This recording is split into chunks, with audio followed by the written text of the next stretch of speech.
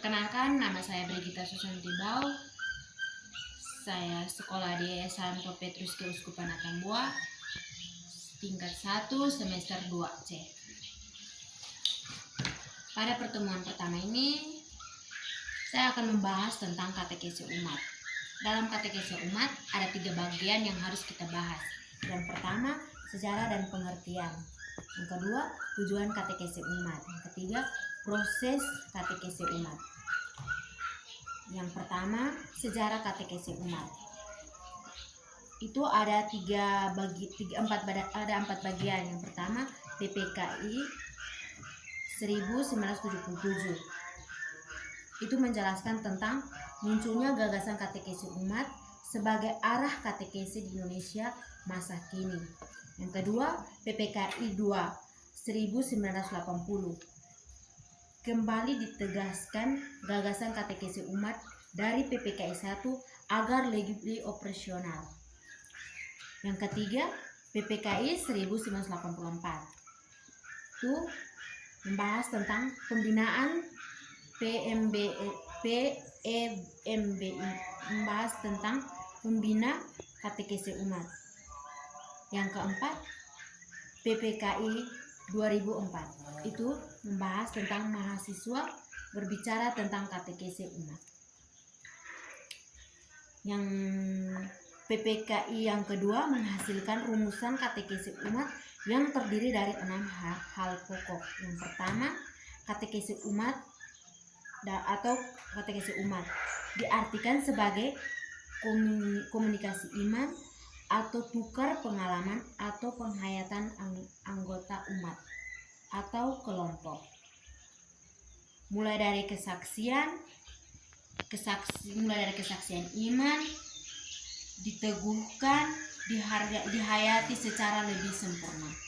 Yang kedua, dalam katekese umat kita bersaksi tentang iman kita akan Yesus Kristus, pengantar Allah yang berbeda kepada kita dan pengantar kita mengenai sabda Allah. Yang ketiga, yang berkatekese adalah umat.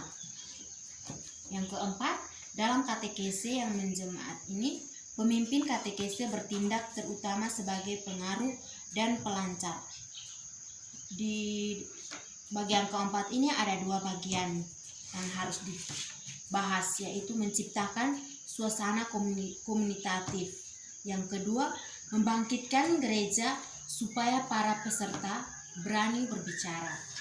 Yang kelima, katekese umat merupakan komunikasi iman dan proses sebagai sesama dalam iman yang sejahtera yang saling bereaksi iman mereka. Dalam bagian kelima ini ada juga 2 hal yang harus dibahas, yaitu sikap saling menghargai dan saling mendengar. Yang kedua itu susunan penuh keterbukaan.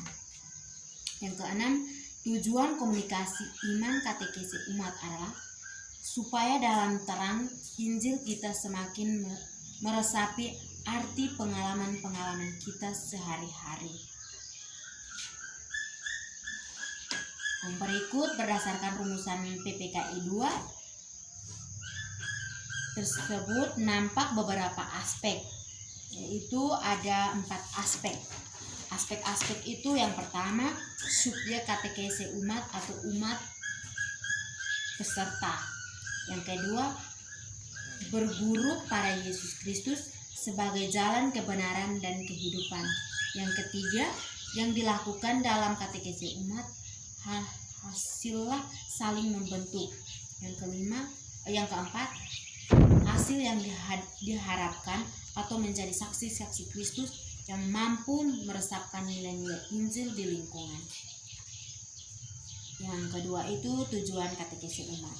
Tujuan katekese umat ada 2 bagian, yaitu yang pertama, membawa umat sampai perjumpaan pribadi dengan Kristus melalui perjumpaan hati dan budi dengan saudara dan saudara seiman, mengadukan pertobatan hati.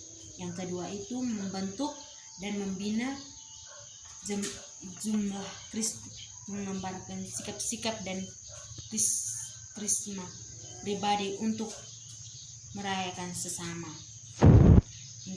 Yang ketiga itu proses katekesi umat. Itu ada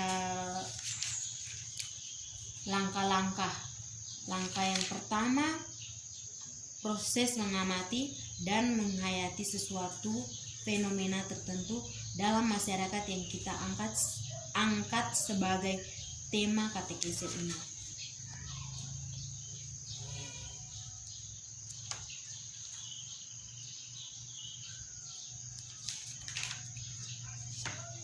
Sekian dari materi katekesi umat.